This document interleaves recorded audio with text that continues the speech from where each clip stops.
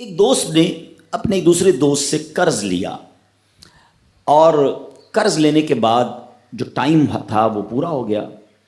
اب پیسے اس نے نہیں لوٹائے. بڑی کوشش کی اس نے کہ بھائی میری رقم واپس دے دیں, اس نے نہیں دیا. اب وہ یہ کیس لے کر عدالت میں چلا گیا اور جج صاحب سے جا کر اس نے کہا کہ اس نے میرے پیسے دینے اور یہ میری رقم نہیں لوٹا رہا.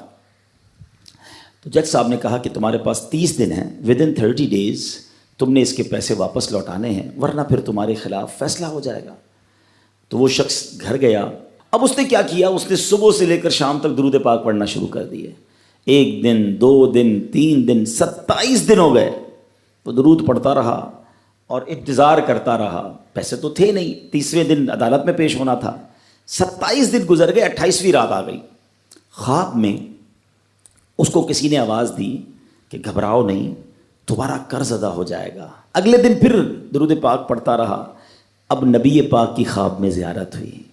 آقا علیہ الصلوۃ والسلام تشریف لائے, فرمائے گھبراؤ نہیں, تمہارا قرض ادا ہو جائے گا. تم علی بن عیسیٰ وزیر کے پاس جاؤ اور اس سے کہو وہ تمہارا قرض ادا کر دے گا. اب جب صبح اٹھا تو بہت خوش کہ نبی پاک کی زیارت مجھے ہو گئی. لیکن پھر خیال آیا کہ میں اگر وزیر صاحب کے پاس گیا اور انہوں نے مجھ سے کوئی ایویڈنس مانگ لیا, کوئی پروف مانگا, کہ میں کیسے مان لوں تمہیں نبی پاک نے بھیجا ہے, تو اس بات پر تو میرے پاس کوئی دلیل نہیں ہے. اب 30ویں رات آ گئی, آخری رات ہے, صبح عدالت میں جانا ہے. درود پاک پڑھتے پڑھتے سو گیا. سرور کائنات علیہ الصلوۃ والسلام نے خواب میں پھر کرم فرمایا. فرمایا علی بن عیسیٰ وزیر کے پاس جاؤ, وہ تمہارا قرض ادا کر دے گا. کہ حضور میں چلا تو جاتا, مگر اگر وہ مجھ سے یہ کوئی پروف مانگتا, کوئی ایویڈنس مانگتا, تو میں کیا جواب دیتا.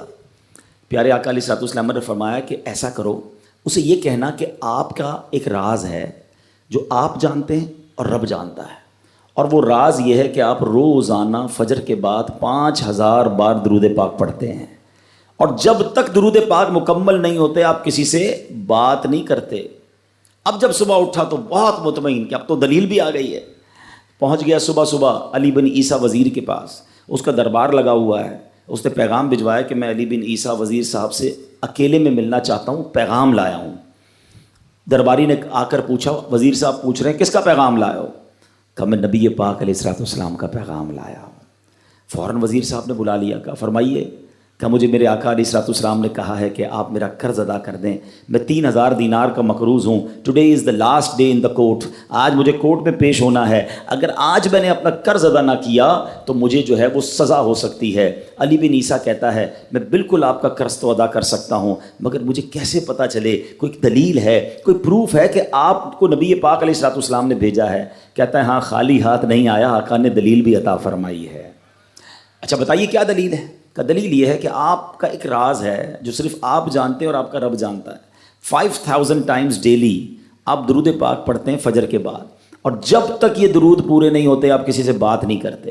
آپ ذرا پہلے تھوڑی دیر کے لیے امیجن کریں کہ جو وزیر 5000 بار روز درود پڑھتا ہوگا وہ عاشق رسول کیسا ہوگا. اس کی تو لاٹری نکل آئی نا, وہ تو خوشی سے جھوم اٹھا, کہتا ہے مرحبا یا رسول اللہ, میرے درود پاک قبول ہو گئے, بہت خوش. اب ابھی بیٹھے ہیں آپ, کمرے میں گیا, واپس آیا اور 3000 نہیں 9000 دینار لے کر آیا. کہتے 3000 تو نبی پاک کا حکم, مرحبا یا رسول اللہ, 3000 اور لیجئے, آپ نے اتنی اچھی خبر مجھے سنائی, اتنا پیارا خواب سنایا, آپ کے قدم میرے گھر تک آئے, اور 3000 مزید لے جائیے, اس سے اپنے بچوں کے لیے کوئی کاروبار شروع کیجئے, اور ایک وعدہ بھی کیجئے, زندگی میں آئندہ جب بھی آپ کو کوئی ضرورت پڑے گی نا, آپ میرے پاس آئیں گے, میں آپ کا بھائی ہوں. اب یہ دیوانہ بڑا خوش ہو کر عدالت پہنچا. اچھا everybody expecting over there, سب یہ سوچ رہے تھے کہ یہ اس نے آج گرفتار ہی ہونا ہے, کیونکہ تھا ہی کچھ نہیں اس کے پاس, پہلے ہی کہہ دیا تھا کہ میں کولیپس ہو گیا ہوں. اب عدالت میں جاتے ہی اس نے 3000 دینار جج صاحب کو دے دیے کہ صاحب اس کا میرا قرضہ ادا کر دیں, میں جو ہے وہ اپنے قرضے سے بری ہونا چاہتا ہوں. جج صاحب ہوتے ہیں, انہوں نے کہا قرضہ تو ادا کر دیں گے, پہلے بتاؤ پیسے لائے کدھر سے ہو؟ تم تو کہتے تھے پیسے نہیں تھے تمہارے پاس, اتنی بڑی رقم کیسے انتظام کی؟ اب بھری عدالت میں گویا اس نے زبان حال سے یہ کہا کہ اتنا دیا سرکار نے مجھ کو, اتنی میری اوقات نہیں، یہ تو کرم ہے ان کا، ورنہ مجھ میں تو ایسی بات نہیں۔ اب اس نے بھری عدالت میں پورا واقعہ سنایا کہ میں نے تو کچھ نہیں کیا، آقا خواب میں تشریف لائے، میں وزیر صاحب کے پاس گیا، انہوں نے یہ پیسے دیے۔ سنو اس زمانے کے جج بھی کیسے ہوتے تھے، وہ جج دوران عدالت اپنے کرسی سے اٹھ کر کمرے میں چلا گیا، تھوڑی دیر بعد جج صاحب واپس آئے اور 3000 دینار اس کے ہاتھ میں دیتے ہیں۔ کیا سارا ثواب علی بن عیسیٰ لے جائے گا؟ میں بھی تو آقا کا امتی ہوں، تمہارا قرضہ میں ادا کرتا ہوں۔ اچھا، اب جس نے کیس کیا تھا، سبحان اللہ، کیا ماحول تھا، کیا انداز تھا، کیا دل تھے، وہ بھی تو دیکھ رہا ہے، کہتا ہے میں بھی تو آقا کا امتی ہوں، رکے ذرا، کاغذ قلم دیجئے، بندے کو میں قرضہ ہی معاف کر دیتا ہوں۔ اچھا، قرضہ ہو گیا معاف۔ اب جو 3000 جج صاحب نے دیے تھے، وہ بندہ کہتا ہے جج صاحب ہوں واپس لے لو، میرا تو قرضہ ہی ادا ہو گیا۔ تو جج صاحب کہتے ہیں جو پیسے آقا کے نام پر نکال دیے میں نے واپس نہیں لینے، یہ سارے تم ہی لے جاؤ۔